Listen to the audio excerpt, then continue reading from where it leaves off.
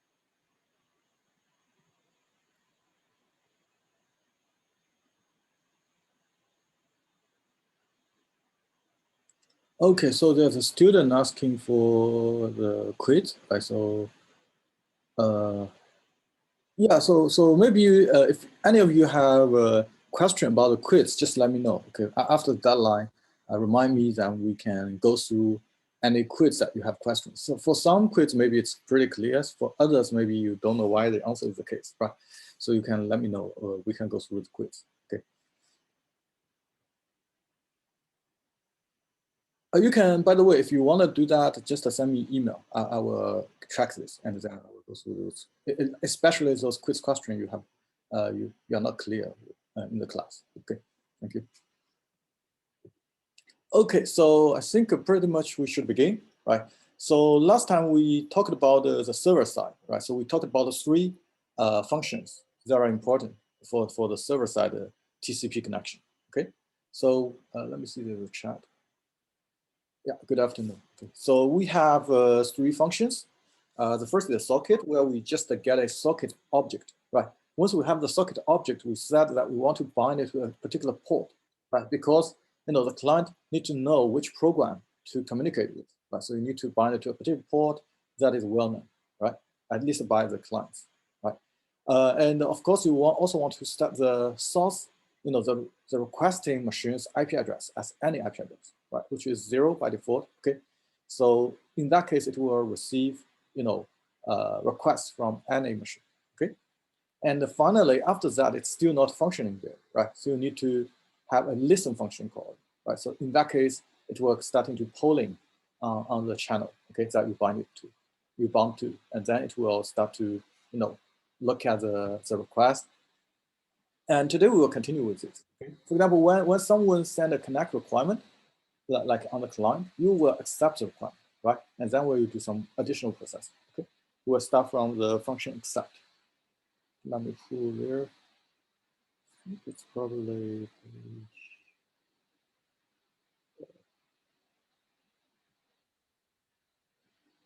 Okay, so I think it's probably page 100. Yeah, so that's listen, right? So once we say we want to listen, right, it will start waiting and pulling on the channel. And if the client say, I want to connect, right? So what will happen is that, again, this is a socket you want to put, right? And this is how many requests can be buffered, okay? And then you can use accept, which is the next function we'll talk about, to accept the request, okay? Here's the accept function. We have three input argument and we have an integer return value. Okay, so let's take a look at where's the. This time we will not just go to the browser because it's a little bit time consuming. Okay, so here again, keep in mind you have a socket object, right? So you need to put the socket object here. Say, hey, which socket object I want to accept, right? Again, this is because this is a C code, right? Maybe in some, OOP API, there's an object already there. So you have an object function, right? That's socket dot accept. But here, because this is C socket, you have to have a function and you need to specify the object in its argument, okay? Which is the integer handle. Right?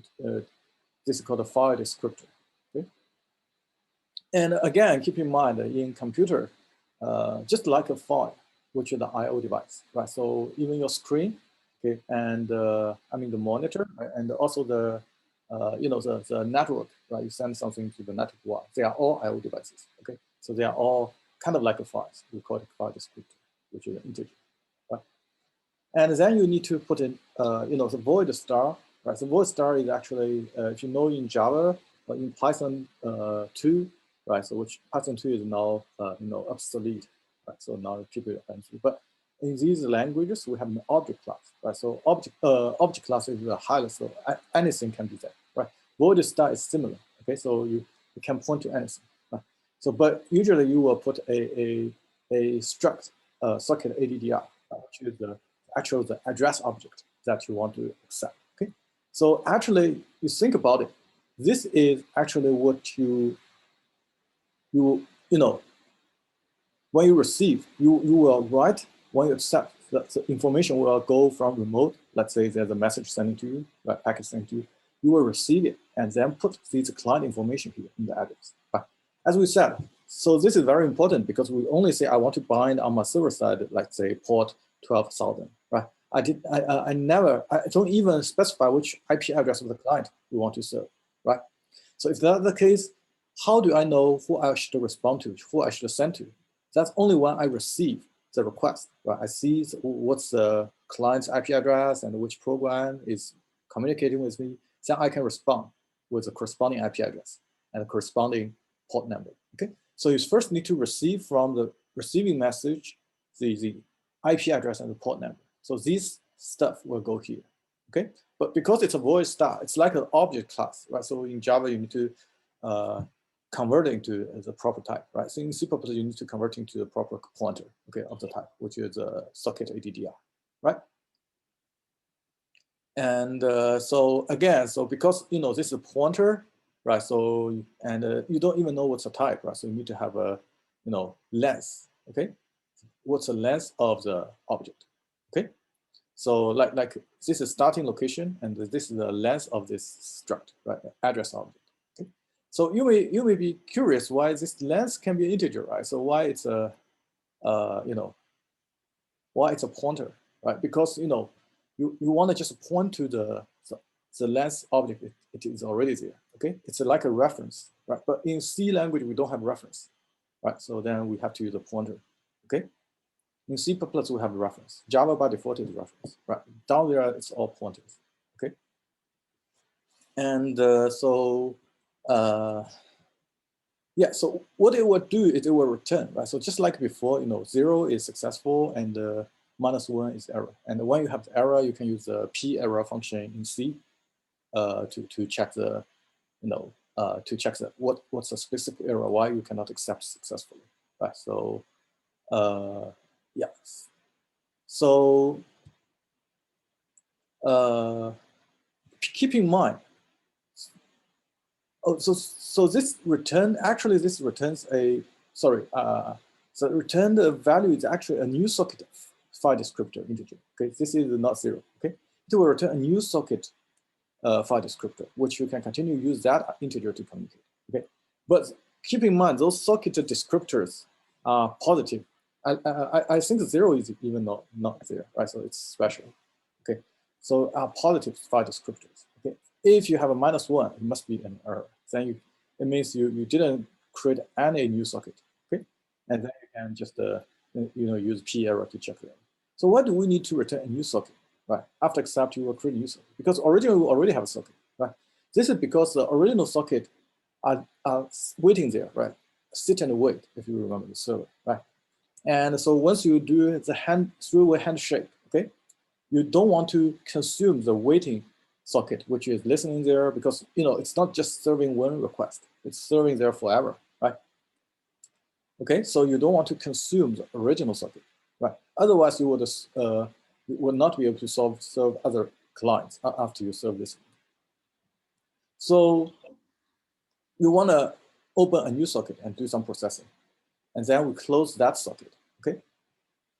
So this means, hey, this is the waiting socket, listening socket, right? This is the socket after we accept the request, okay, which is the client connection requirement, okay.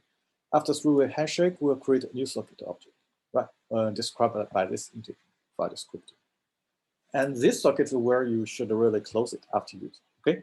Because this socket, it's looking like it's just a file descriptor integer, right? It's actually an array where the integer is corresponding to, it's a pointer basically, right? It's an array index, okay? And it points to actually a very big object, right? With some allocated buffer, etc., right?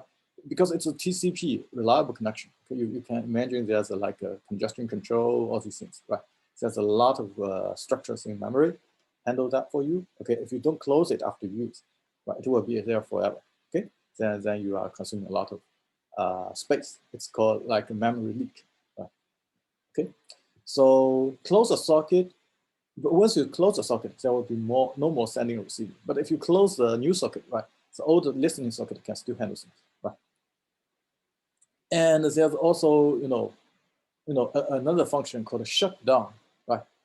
Shutdown will partially close the socket, okay? So, and you can specify another mode, right? So say how, okay, 0 means you're no longer receiving more requests from them, but you can keep sending to others, right? And if you put 1, then it's 1 step more, right? It will no longer even send, which means almost everything is done. There's no more communication. If you put how equal to 2, then it's just like close, right? Even though the buffers are allocated, those in-memory structures are deleted, okay? But again, so the file descriptor is still there, right? So when you say accept, you will get another file descriptor. This one is still considered occupied, okay? You still need to close it, right? But you can do something additional, basically. I can first shut down the receiving channel, right? No one can receive while I'm still processing and want to send things back to the client, okay? So then you can do a shutdown first, say, hey, I'm shutting down the receiving channel, okay? But I still need to close, otherwise it's still there, right? This descriptor, this integer is still associated with the connection, right, channel, okay? And now let's go back. Let me see this page. This is 122. Okay. So this basically, I think we finished the server side. I think okay, let's go back to the examples. Yes, there's so many pages. I need to identify which page we were talking about. In this page. Okay. Yeah. So this basically closes, right? So accept will create a new socket and you will close that socket. Okay. But here you have a listening socket, right? You will close finally if you decide to stop. Okay. Right. So this can happen, right? So for example, you are having an online exam, right, for 2 hours. After 2 hours, you want to stop. Right? Otherwise, it usually will be looping there forever. Okay. Right. And I no longer take submissions, but I will do the marking. If it's very time consuming, I will continue marking and then send back. Right. So this basically completes the server side logic. And next, look at the client side. Right. Client side basically, hey, I want the host, right? But I of course, when I send, I do want to put in the socket, the host IP address, right? But usually I cannot remember that. Usually we have the host name, okay? If you use Chiha, right? So there's a chiha.rc.uab.edu, right? So there's a Chiha server name, okay? And our department has a lot of like mode, other server host name, okay? And these are actually a mapping from the host name to the IP address. Okay, and then we will create a socket and then connect this is the object, right? Connect to the host, right? And then once we connect, we can send stuff, right? And we can then receive the response. And finally, we close because when we use, we close. If we need new, I create a new socket and connect again. Okay. Of course, here I mean you can have multiple runs, right? You can write and receive, then you respond again, and finally you close. Okay. After you are sure you don't want the connection again, you close. Right. So that's the client side logic. Yeah. So these there are like hundred page difference. So I need to do it. Okay. The next one is, the client side, we have the get host by name, right? So again, as I explained why we needed that, right? We don't want to directly use a IP address, right? You can if you know the IP address, but usually in a local subnet, every machine has a host name, then you can directly use the host name, okay? And so this is get host by name, so you can have a char star, which is a string in C, right? So you can have a host name. In C, you have a character dash 0. Right? So the last one, 0 meaning the end of the string. Okay. And if you are using other language like Java, Python, etc., right, or in a C++ string, that wraps it for you. Okay? Internally, it's still a char star ends with dash 0. Okay. But it's the same basically. Okay. And this is like a beginning of the string. You see, okay, assumes that there's a dash 0 at the end of the string. Okay. And so once you get host by name, then it will return a struct. Right, this struct will contain the IP address, etc. Right? It's an address. Right?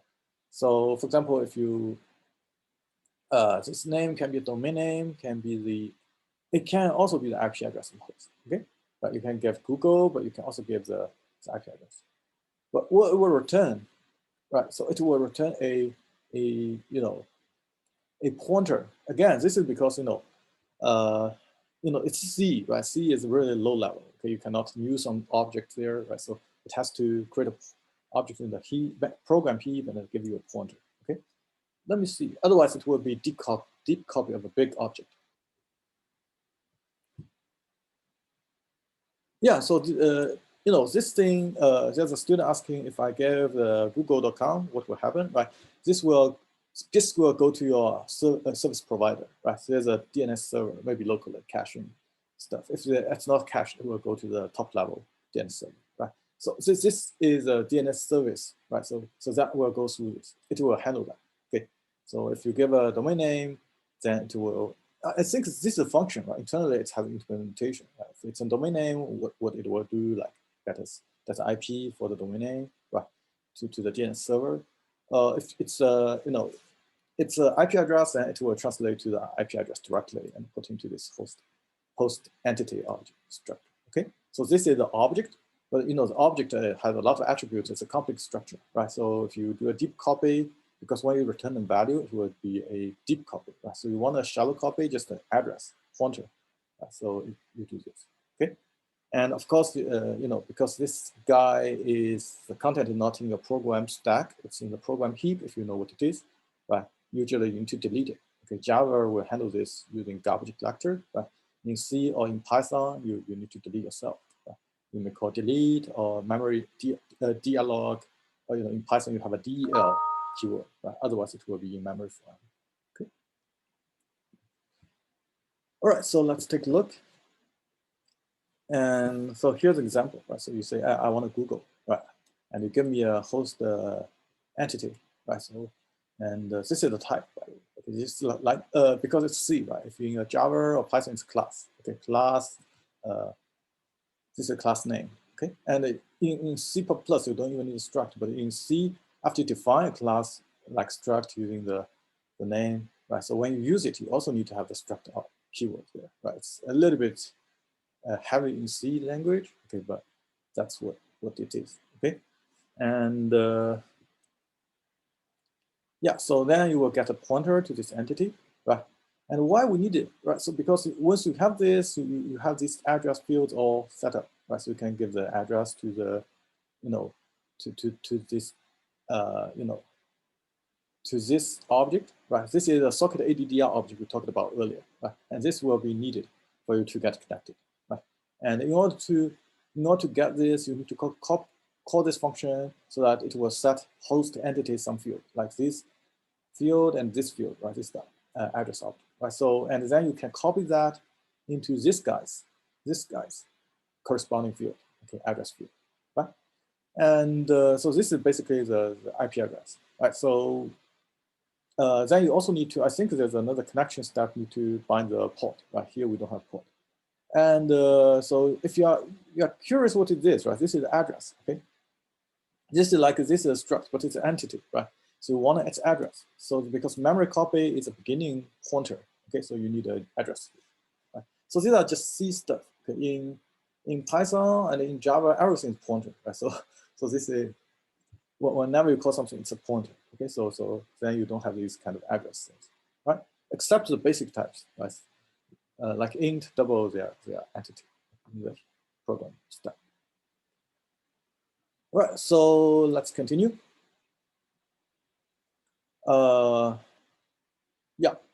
So then the client, after getting the address, IP address, you need to what? You need to connect, right? So when you connect, so basically you need to listen to a server socket, right? So you need to connect server socket, which means why we call it also a listen, right? Because you may not have to send, right? If the server already know that you will be listening, it can also directly send things to you. It's a bidirectional connection, right? Right. So once you connect, right, the server will know your IP address, right? And you don't have to send stuff to the server first. The server can send stuff back to you directly first, okay? And so the parameter here are something like this, right? So firstly, the socket you just created by calling the socket function, okay?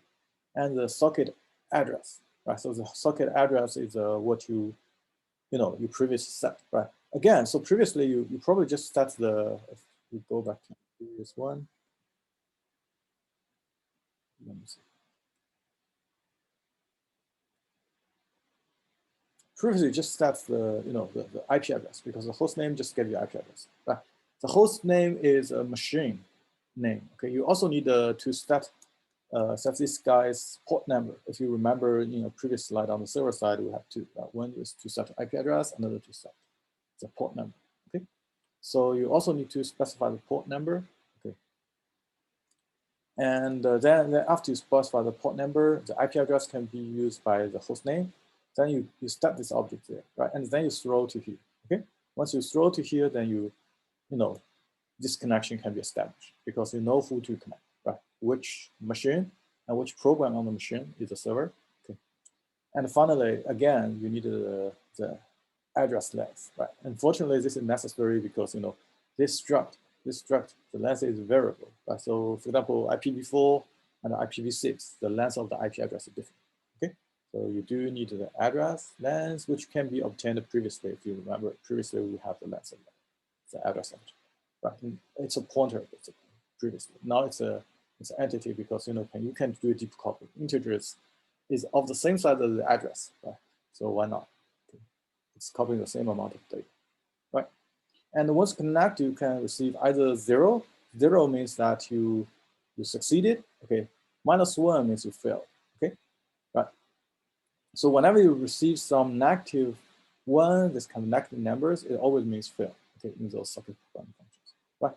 And the only difference is that there's a accept function on the server side. It will not just return 0. It will return something like the file descriptor for the new socket, right, after you establish the TCP connection for three-way handshake. And the details, we will see that in the transport layer lecture. You will see later. Okay, here is just getting high-level concept. Okay. So notice that we don't bind the client socket, right? So why is that the case? Anyone who want to brainstorm a little bit?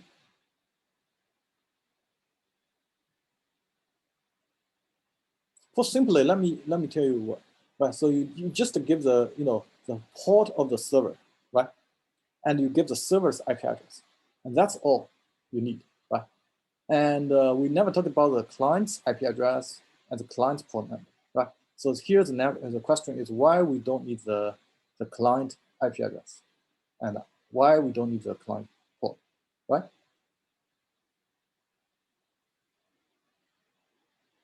Who want to have a try?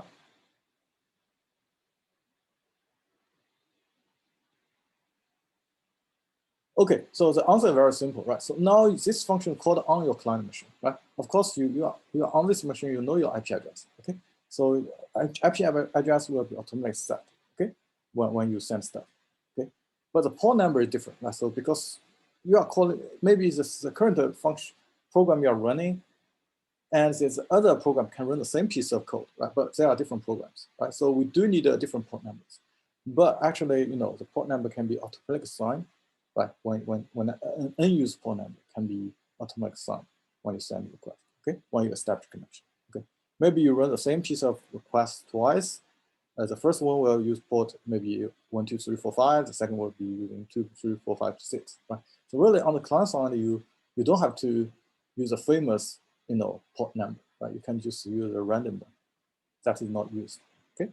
And you will send the port number to the server. So the server, after building the connection, it knows your when the server accepts, right, it will know your port number, right? And this channel is built. Again, as we said, this TCP connection and UDP connection channel is uniquely defined by four numbers. One is your client IP address, your client port number. The other is a server IP address, server port number. Okay, only when the four numbers are the same, that uniquely defines the channel. Any number different, it's an independent channel. Okay. All right, so let's continue. Right. So now that you have established this connection, right? You connected with the server, and it returns 0 instead of -1. Then you are connected. Right? You're safe through a handshake. It's done. Okay. After that, you can just write whatever you want into this socket. Right? Again, if you use OOP, it can just say socket.write. But here, because we are using C, functions are global, right? We only have struct, we don't have class. So the objects themselves cannot say attach with functions. Okay. So in that case, we have the write function where you will say, hey, which socket I want to send, which channel, basically. Okay. This is a four number group. Okay.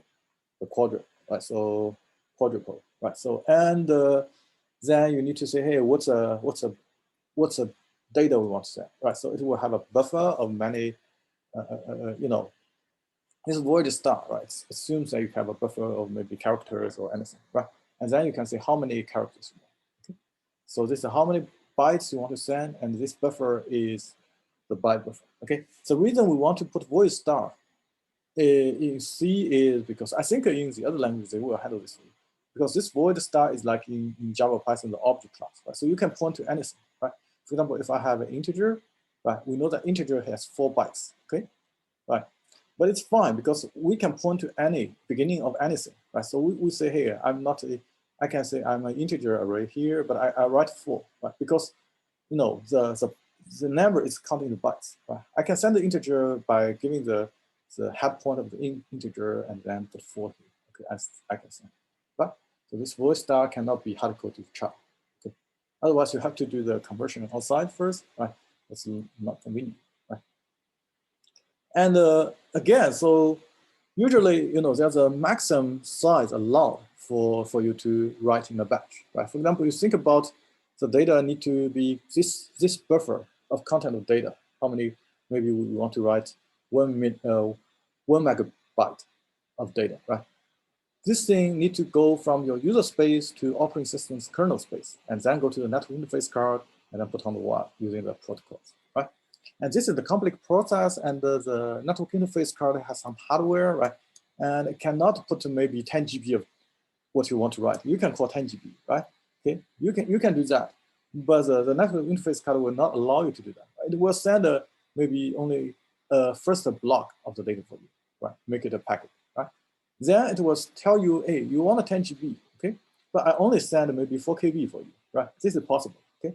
So how do you know that? This is by the number of return value actually written, right? So this is actually, I only have 4 KB. And then you can write a for loop. I see, hey, I only have 4 KB. Then I have 10 GB minus 4 KB. The rest I continue to send, and I minus again until all the 10 GB is sent, right? So you can do something like this, right? So there's no guarantee that so many count will be totally sent. Okay, you need to check this, right? And so then you can, so the other function that is similar is, send. Okay, they are basically the same thing, but you can see the socket file descriptor is the same. Right? The first 3 basically are the same. Okay, the message buffer and the length, or you can cont. Okay, but there's a flag which is optional. But usually you just give 0. Okay, so that's kind of they're doing the same thing. Okay, and the return value also the same, actual byte return. Okay, and I think size t is a little bit different from int.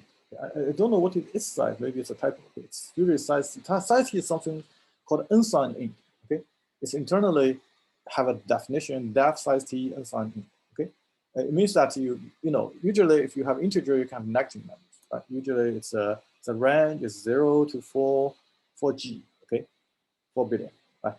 And if you have integer, then it's negative 2G to positive 2G.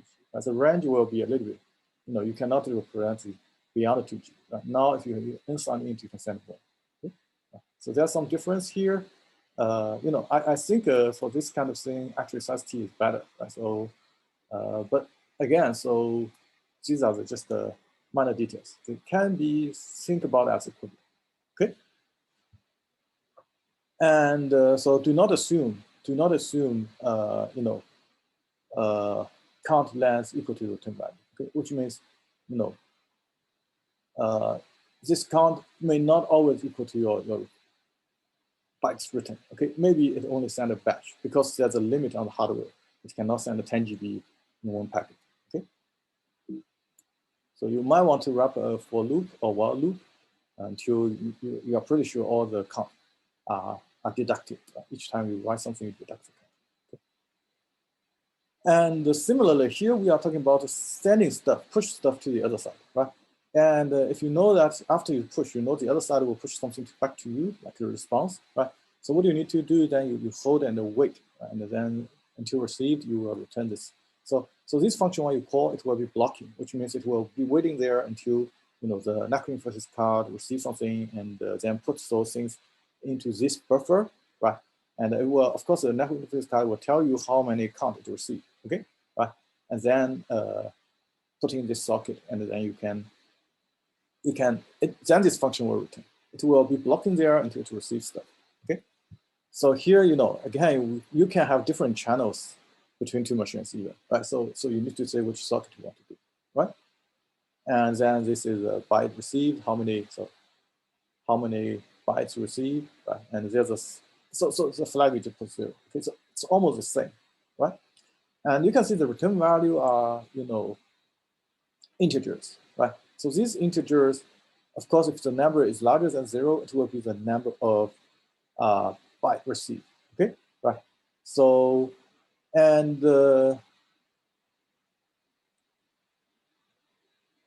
this count is actually the maximum you can take, okay? It will not receive more than that. But the received bytes can be less than the count, okay? This is usually because of this reason. You think about it in C, right? If you create an array, you will do something. There are two different ways. Okay? Integer, let's color it a little bit. Okay. So if you create the array in the stack, you will do like 1,000. Okay, something like this. If you do the in C++, you do in C you can use malloc, right? So you can do the new int, maybe 1,000, right? Of course, you need to delete A, right? So if you do this, you need to in C++. If you don't know C++, that's fine. Okay, it's similar. Okay, delete A, right? This is like in Python. If you know Python, you need to create a equal to list, right? And then if you don't want the A to present in the memory, you need to put DLA. Right? It's something similar, right? Okay. And if you do something like this, right? In C, right, you need to tell what's the size, okay? Because in Python, this is an object, it will maintain the size, how many list items you have. But in C, it's just a pointer. Okay, it's really just a pointer. You need to also give the size. So this is the maximum buffer size, but actually maybe you don't receive 1,000, right? Only receive 900. Okay, so this will return 900, right? So this is what's happening, this number. But it can receive, have received error. In that case, it will be -1. Okay, that will error reading the socket, usually unrecoverable, which means you didn't receive this batch, but even if you wait longer, there's no hope, right? So it's not helpful. Maybe the connection lost. Okay, you just close the socket. Okay, and another possibility is that actually, you do receive the response, but remember we can shut down, right? So meaning that, hi, I'm closed. I'm still there, but I'm not receiving new requests. In that case, you will receive 0. Okay, so that means the server stop, the other side stop to serving you. Okay, so then probably you also want to close. Right? It's not useful. Okay, I see 2 chats.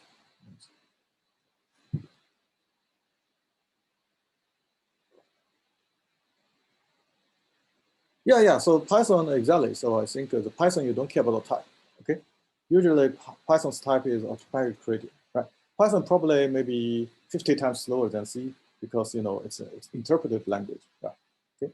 That's why down there the implementation actually using C, okay, because you want to have the driver to talk into the network interface card, right? Python is just a wrapper, okay? And in Python the type can change. Okay? Everything is basically a dictionary, kind of, okay? Like you have a variable name as key and the object as value, right? And in each object, it's again a dictionary, right? The object's members are the key, and the members' values are the value. So you can change anytime, right? It's more freedom, but it's maybe 50 times slow. Okay, so there are more resources if you are interested in C, right? So you can look at that, right? So from my understanding that if you want to learn languages, there are only 2 languages to care about, right? So Java was quite popular in the previous decade, right? But it's phasing out. Okay, if you look at the Java's ranking, it's dropping really quickly, right? And previously because you don't want to delete yourself, right? And you see all kinds of memory leak. But nowadays, Python, especially data science, Python has become so, so popular, right? So so Python is not dominating. And the second language you want to use is actually C++. Right? You don't want to write C code; it's too low level. Okay, no OOP, right? And C++ is fast, right? Similar to C, but it's way faster, maybe 50 times faster than Python, right? And that's why if you look at the Python's libraries, it's all in C. Like NumPy is actually written in C, right? TensorFlow is in C. Okay, and a lot of libraries, if you look at their library, right? So if you go to PyPI, right? So this kind of library where you can do pipe install, and their instruction will tell you, hey, it's a wrapper of which C library. Okay, so these are the 2 most important libraries, languages, and Python and C++. All right, so I think yeah, so we will probably receive release this lab assignment, or probably the TA will handle that. Okay, and once we release that programming assignment, you can start working on that, and we will have 3 labs consecutively on this programming project. Okay, you will see the requirement. It's basically using what we described, but you can use the Python version of the API, right? And otherwise, it's almost the same. Right? So the connect, the accept, all those functions are the same, right? And Python API, you can look at their API instructions. It's way more friendly, I believe. Okay. Let me go to the next one.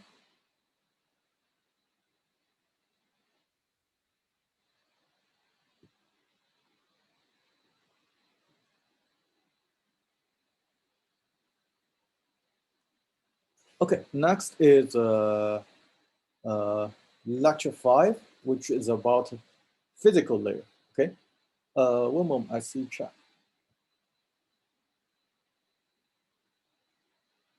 Yeah, so the lab will be, the tier will be there presenting what is expected and will be helping you guys. Okay, if you have any question, you just be there in the lab and ask the tiers. Okay, another important component is that we have 10 points for the lab. Okay, and there are maybe 5 steps each 1 point. Another 5 points are for you to demo to the tier. That's why we have 3 labs set up. Right? So you need to have time because there are so many students into demo to the tier. Uh, yeah, I see like there's a connection issues. That's fine. Okay, I know some students like keep joining and they drop, and that's fine. Okay, no worry.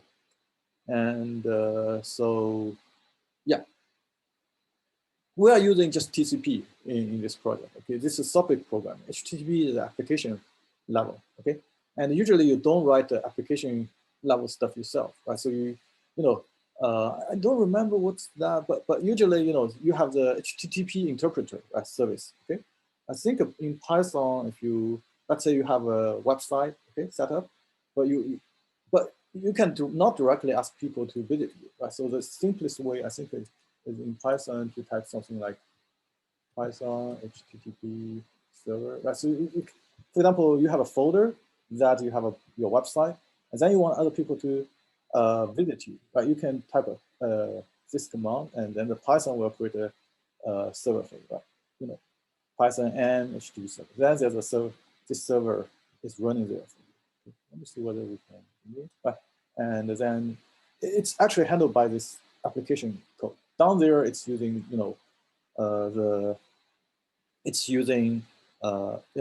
TCP to handle this HTTP request. Okay. And if you want to, for example, specify which port number on the server you are using, you can use the port number. Right? And usually you don't need it because HTTP is 80, right? So the port number is well-known. This is a well-known service, okay? So you don't need it. Right? Of course, if you want to use other port number, then you can use another port number. You need to tell the other side, hey, don't use 80. Right? You need to say column and maybe 1, 2, 3, 4, 5, right? And then they can do it properly. Right?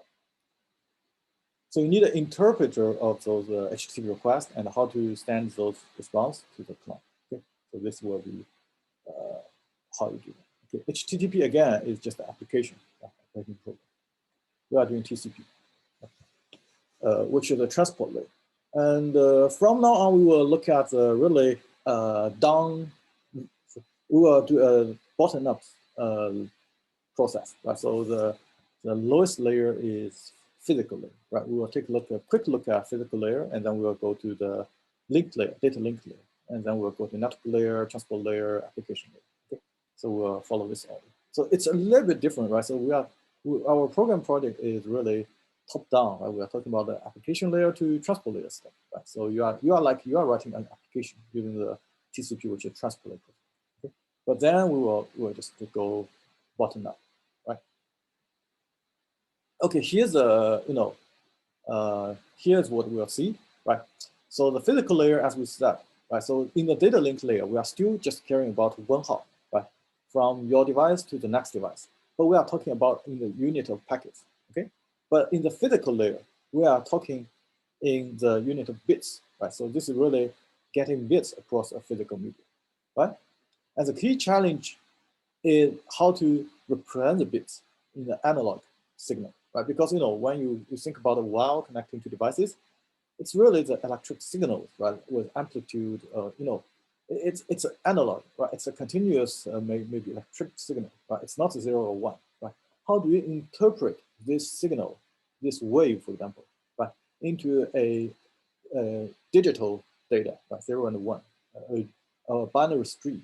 Okay, so that's what we are trying to do. And one important challenge here, why we need to care about this, right? Because there's a problem of this desynchronization. Okay, what does that mean? That means maybe your device, you have a clock, right? The other side, they also have a clock. But for example, you think you spend 60 seconds for 1 minute, right? But maybe for the other device, there's a clock bias, which means there's some shift, so that after 1 minute, the other guy only have 59 clocks, right? Ticks, right? If your tick are not synchronized, then maybe you will lose some bits. And this is what you don't want, right? You want to detect there's a difference in clock and you fix it in time. Okay? How can we do that? This is what basically this slide is talking about, right? So we have two, for example, discrete signals, right? So basically we want to encode a 1 or 0, right? We don't care about too many. We just want a binary stream, okay? And so the transmission is also synchronous, right? So we have a clock ticking there, right? So and each clock, if you have a low signal, maybe you want to say this bit is 0, and then the next, like a nanosecond, is 1, and think it's a bit 1, right? If you want to do something like that, that's fine, right? But the signal may not be so regular shaped.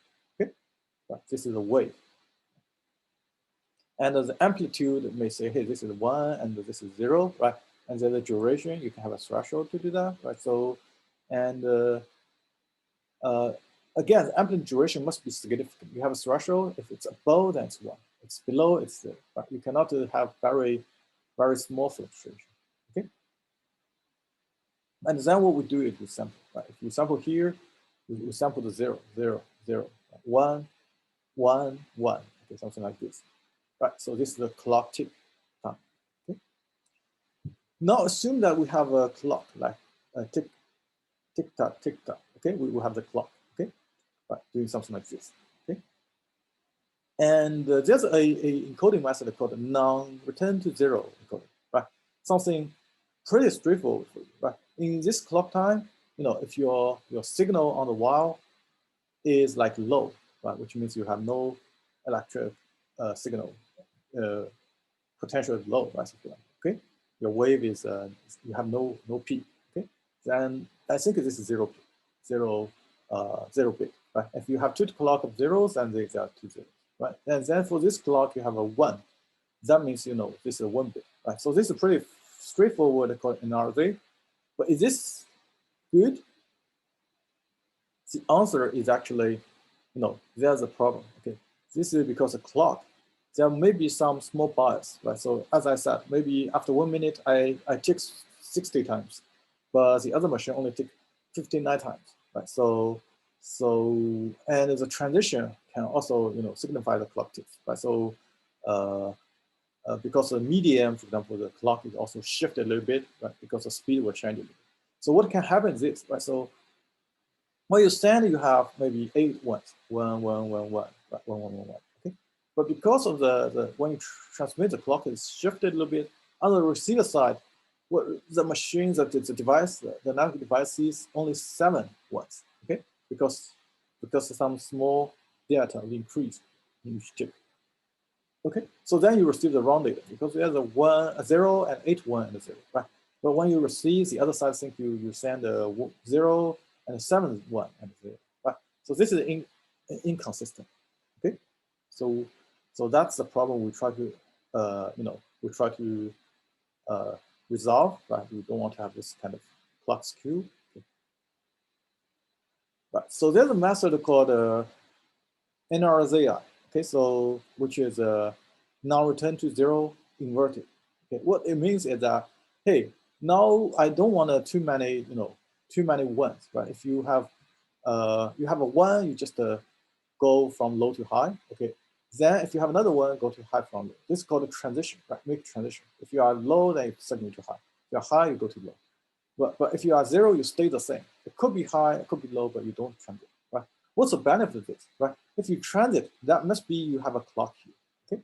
So you cannot miss any one clock.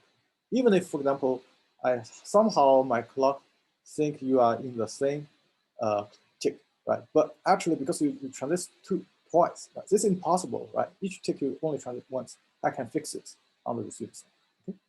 So this will avoid any problem of a consecutive block of ones, right? Because how many transitions, how many ones? Okay, you will not, even if you have 10 ones, you will not think it's just 9 ones. Okay, right? So this solves the previous problem.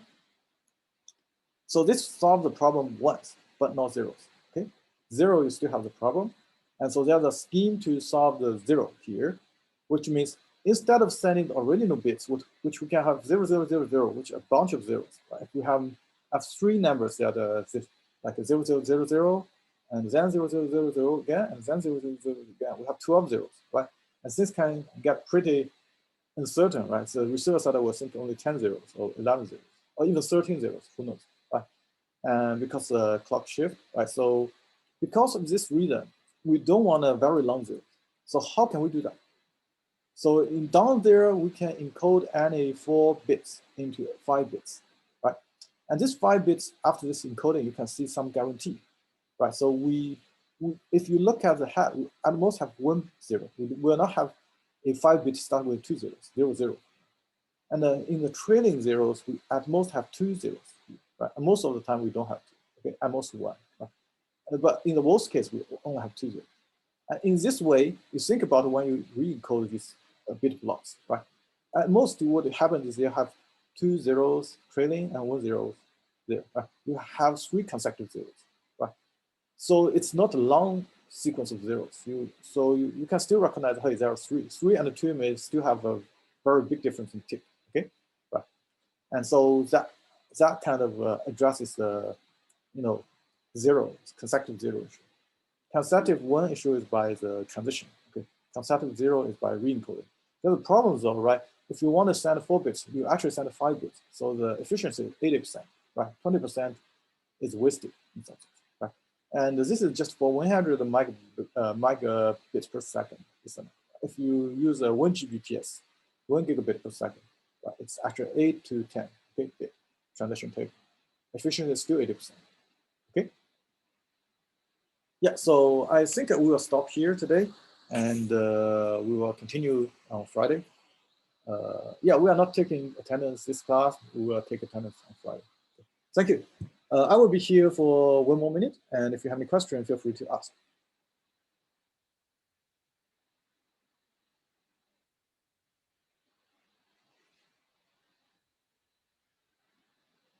Okay, you are welcome. I see the chat. Any questions?